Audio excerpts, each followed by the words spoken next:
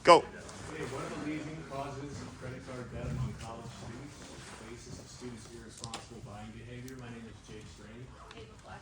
John McMullen. Delaney Quinn. Keisha Strong.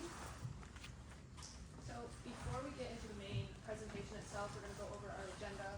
We're going to start off with an introduction to our research topic. We then will go into a little bit of literature review and how we developed our hypotheses, move on to our idea for our survey, the plan we had to execute that survey, and the plan we had to gather data from our sample. Research by Beverly Harzog supports that over 60% of college students have a credit card. 46% of those with a credit card also report having debt associated with it, and over a quarter of students with debt state that that exceeds $2,000, as shown here. Before touching on the focus of our study, which is what variables cause students to overspend on their credit cards and build up excess debt, we can analyze what consequences can result from this irresponsible buying behavior and accumulating more debt than manageable. First and foremost, overspending and not being able to pay it back on time or in full can damage a student's credit score or a cardholder's credit score. Information on credit scores and common misconceptions can be found in our financial literacy section. Having more debt to pay off creates the need to work additional hours at a job, which leaves students less time for their schoolwork and less time to care for themselves. So that results in declining mental health and poor performance in their classes. This all in turn creates more financial stress, school-related stress, psychological and emotional stress. So what must be done to avoid going down this unforgiving path for students? To avoid the related consequences, researchers like us must determine the leading causes of excess debt accumulation in college students. The purpose of our study is to investigate the impact that such conditions, factors, and buying behaviors have on the amount of credit card debt that students accumulate. Recent research, which we will touch on shortly, is somewhat limited. While conducting our survey on college undergraduates and possibly master's candidates, we will attempt to update the research and fill in some of those gaps. So while I was doing my research on the literature review, I was trying to get a basis of an understanding of what previous research had been done regarding our topic. And after I wrote about a page of research, I had to delete the entire thing because I soon realized all my sources were mainly coming out of the 90s or up to 2010. So we can go to the next slide. A paper by Lim Boon Satu in 2019, they must have been reading the same research as me because they also found that in recent years there's only been a few studies directly related to credit card debt among college students. Keep in mind this was in 2019 and we faced a global health pandemic since then, so it's still a little bit outdated.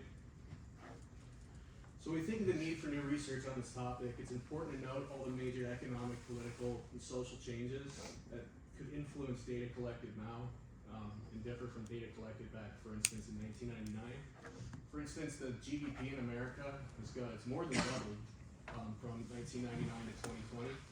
We've been through 5 different presidential administrations, each of one having a different economic and political policy that would have an influence on buying behavior and spending. We fought in 2 major wars, on the war on terror, Iraq and Afghanistan. We didn't even pull out till 2021. There was a Great Recession from 2007 to 2009. Student loans have increased 144% from 2007 to 2022. And we faced the global COVID-19 pandemic, which is 2020, and we're still experiencing that. So this goes back to the point made in Lim Boon Satu's paper that there have only been a few studies in recent years.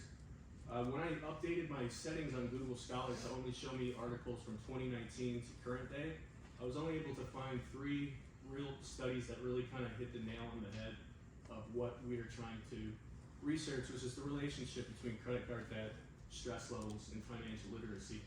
There is a lot of research out there in current days, but it's not specifically focused on college students as a whole. It's usually either on a gender bias or a race bias or first generation college students. So what we can aim to do with our research is provide a more up-to-date analysis on credit card spending and buying behavior so that marketers, economists, and business people alike can predict future trends and adjust their business model accordingly. Moving forward, our group considered the possible impacts and factors that cause credit card debt accumulation among college students, and we came up with 3 hypotheses. So our first hypothesis is stress has a positive correlation with the amount of credit card debt college students accumulate. According to the World Health Organization, stress is defined as any type of change that causes physical, emotional, or psychological strain. All college students experience stress to some degree throughout their educational careers.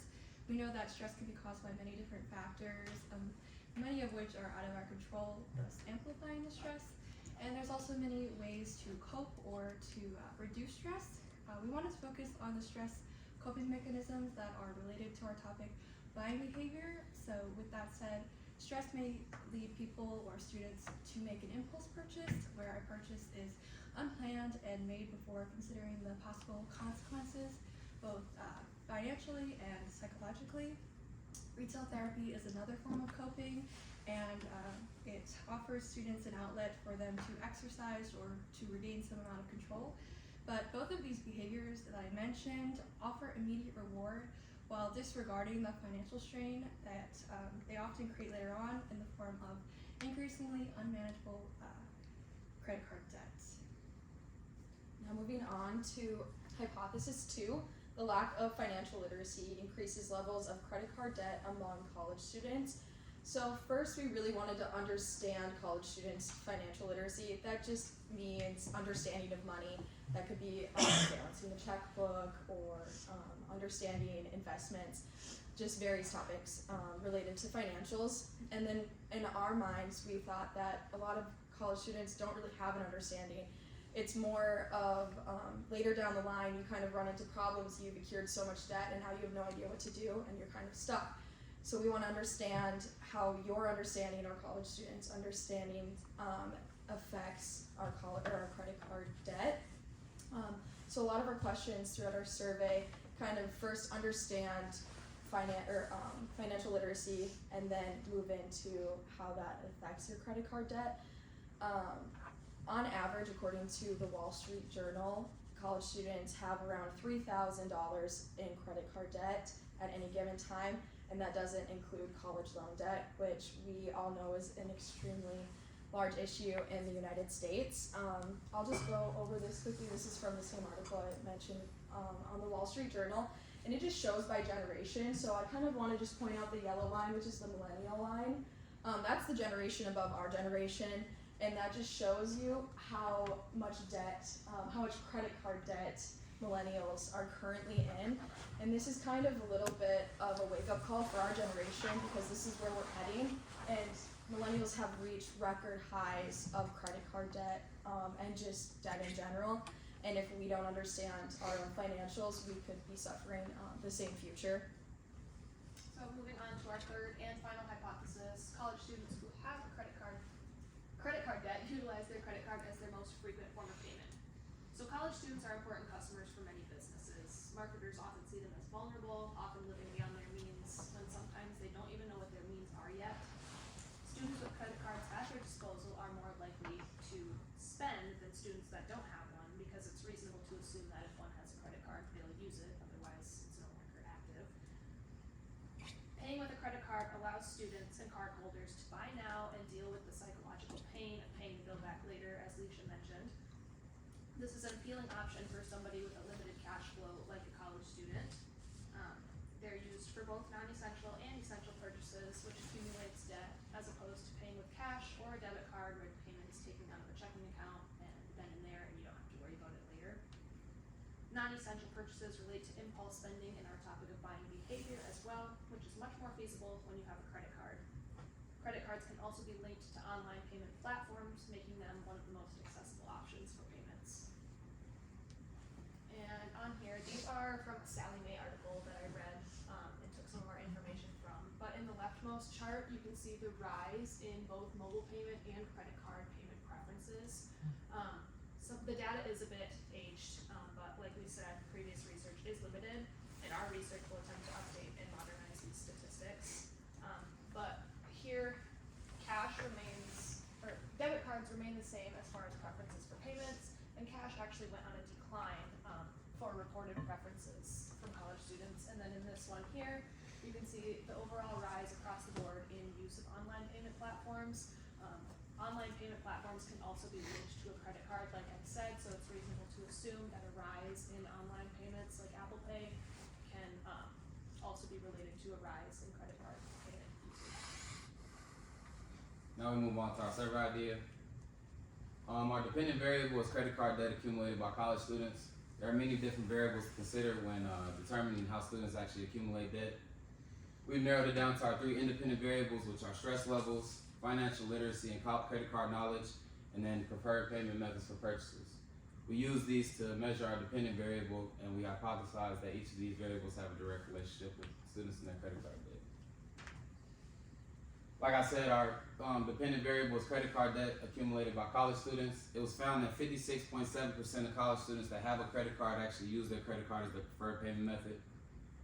We analyzed the data found in our survey results to further understand and examine the correlation between our independent variables and the credit card debt that students carry.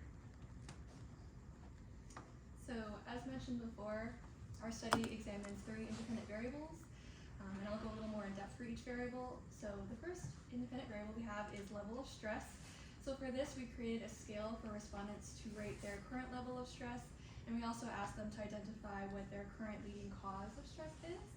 Our second independent variable is level of financial knowledge. The focus is on examining college students' understanding of basic credit card knowledge and to analyze their own credit card practices and habits. The survey questions related to this variable are designed to test the college students' knowledge of credit card knowledge literacy, and it's going to be later evaluated and scored for measurement for this variable. So lastly, our third independent variable is preferred payment methods. The 3 main payment methods are established as either cash or check, credit card, or debit card. The focus is to gauge respondents' preferred form of payment and to measure the frequency of utilization. With this focus, we will examine the correlation between the frequency and the credit card debt. Now moving on to the survey plan.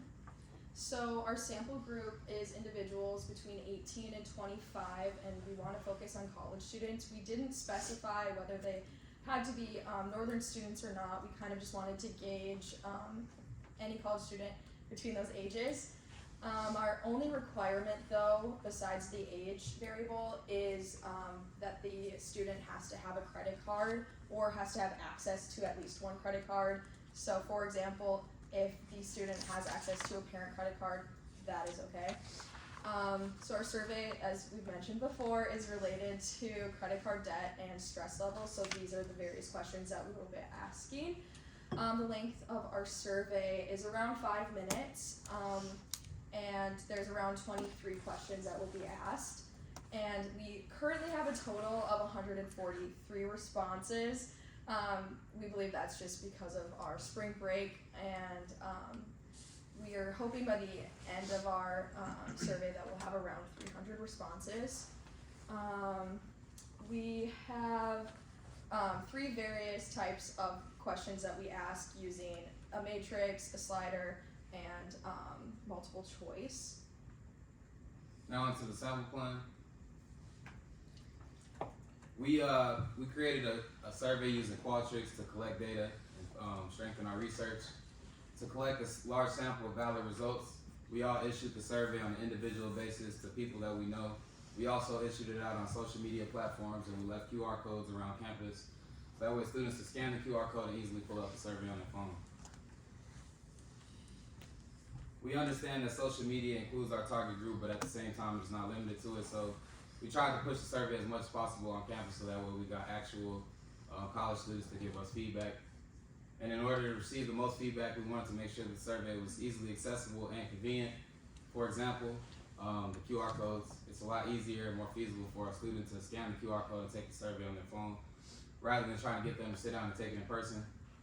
And the purpose of the survey was to obtain information from our participants, so that way we can get an idea of what causes students to go into credit card debt, get a scope of their financial literacy and their spending habits and buying behavior. So just to wrap up our presentation, our next steps are just to continue to distribute our survey and then analyze our data. Thank you.